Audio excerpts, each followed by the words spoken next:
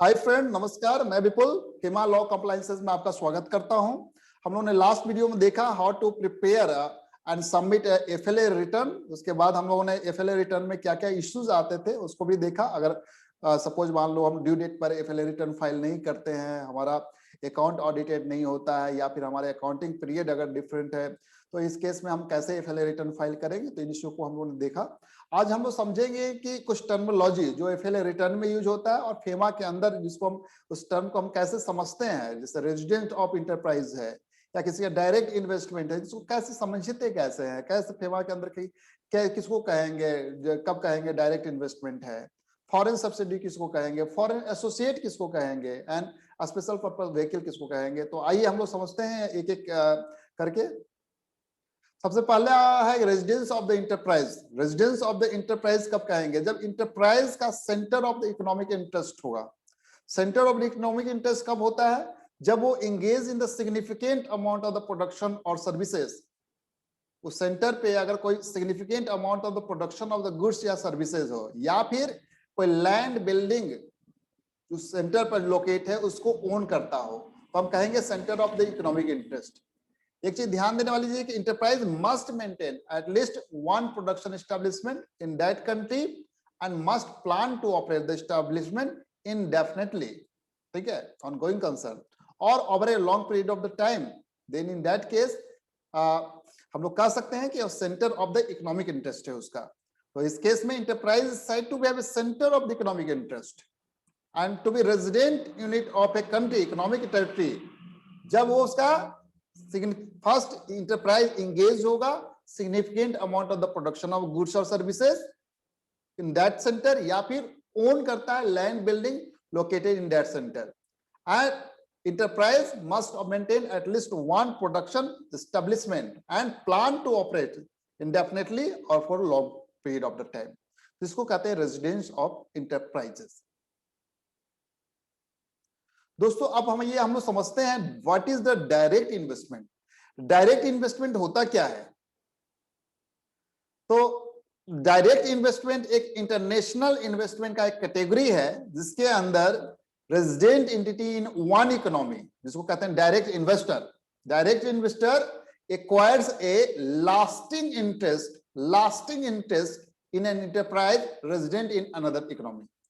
देखिए direct investment enterprise है, DIE, lasting interest in an enterprise resident in other economy. जैसे direct investment enterprise में lasting interest होता है,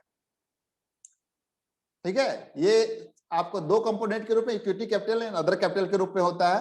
यहाँ पर लास्टिंग इंटरेस्ट को समझने की कोशिश करते हैं। लास्टिंग इंटरेस्ट होता क्या है? तो लास्टिंग इंटरेस्ट का मतलब है कि existence of long term relationship between direct investor and the enterprise and investor significant influence on the management of the enterprise. It implies, not directly defined what is a lasting interest, but it implies कि एक long term relationship है और investor का significant influence है या on management of the enterprise. DIE पे significant influence है, तो उसको कहते हैं लास्टिंग इंटरेस्ट। अगर लास्टिंग इंटरेस्ट है डायरेक्ट इन्वेस्टर का डायरेक्ट इन्वेस्टमेंट इंटरप्राइजेस में है, तो उसको कहते हैं डायरेक्ट इन्वेस्टमेंट। दोस्तों अब समझ देखते हैं कि equity capital under direct investment और other capital under direct investment. आपको जब रिटर्न आप फाइल करते होंगे एफएलए रिटर्न, तो उसमें ये टर्म आता है कि कितना equity capital under direct investment है और कितना other capital under the direct investment है।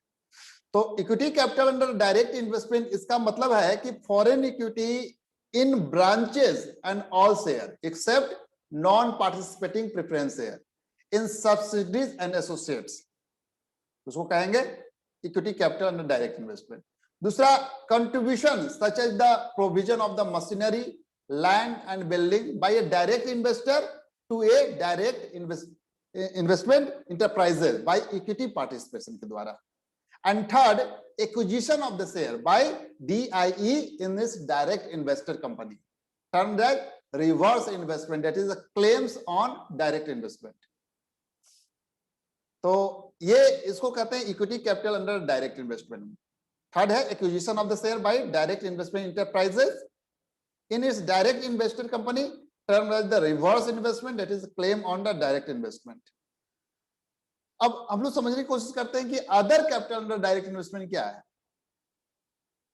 तो इसको बताया गया है इसके गाइडलाइंस में कि अदर कैपिटल कंपोनेंट जैसे receivable, payable, except equity and participating preference share investment. अब direct investment covers the outstanding liabilities, claims arising due to borrowing or lending of the fund, investment in the debt security, trade credits, financial leasing, share application money। तो ये सब सारा other capital under direct investment में आएगा आपका। Between direct investor and direct investment enterprises and between the to direct investment enterprises that share the same direct investor. Suppose मान लीजिए दो कंपनी है, दोनों में डायरेक्ट इन्वेस्टमेंट है और वो दोनों डायरेक्ट कंपनी आप थर्ड कंपनी उसमें कंट्रोल करता है, उसमें उसका इन्वेस्टमेंट है, तो वो भी आ जाएगा। मतलब between direct investor and DI and between the two DI and share the same direct investor. Non participating preference share owned by a direct investor are treated as the डेब्ट security and should be included in the other capital. अगर suppose मान लीजिए first case में हम देख रहे हैं कि except non participating preference share, तो नॉन पार्टिसिपेटिंग प्रेफरेंस शेयर कैसे काउंट होगा, वो कंसीडर एज द डेब्ट सिक्योरिटी समझा जाएगा और other capital under the direct investment में काउंट होगा वो। ये ध्यान देने वाली चीज है। तो इक्विटी आप देख रहे हैं, इक्विटी कैपिटल को छोड़कर आपका जितने भी हैं वो आप यहाँ पर other capital under direct investment में काउंट आ रहे हैं आपका यहाँ पर। और पार्टिसिपेटिंग प्रेफरेंस शेयर कैपिटल, तो पार्टिसिपेटिंग प्रेफरेंस शेयर और इक्विटी को छोड़कर आपको जितने भी आएंगे वो other capital under direct investment के अंदर आ जाएंगे आपके। आइए समझते हैं कि फॉरेन सब्सिडी क्या होता है, फॉरेन एसोसिएट क्या होता है और स्पेशल पर्पस व्हीकल क्या होता है। फॉरेन सब्सिडी, सब्सिडी का सब लोग जनरली जानते हैं कि 50% या उससे ज्यादा अगर वोटिंग पावर हो तो that is considered as the subsidy.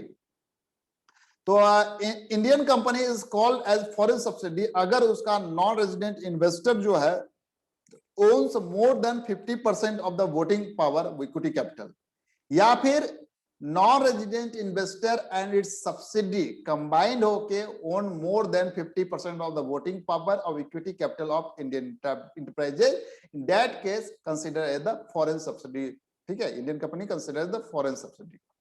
दूसरा फॉरेन एसोसिएट, तो फॉरेन एसोसिएट में बताया गया कि इंडियन कंपनी फॉरेन एसोसिएट कहा जाएगा जब non resident investor owns at least 10% and no more than 50%। 50% से ज्यादा करेगा तो फॉरेन सब्सिडी हो जाएगा।